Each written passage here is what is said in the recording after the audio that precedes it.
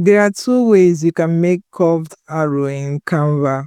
I'm going to show you the first one, then we'll move into the second one. You want to click on L on your keyboard to bring out the line.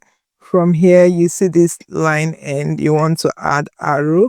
So you can now come here and select how you want your arrowhead to look. If you want it to look in a certain manner, if you click on line type here, you can click on the line type and you can do a curved arrow. If I click on curved arrow, you see I have this curved arrow. I can play around anyhow I want to.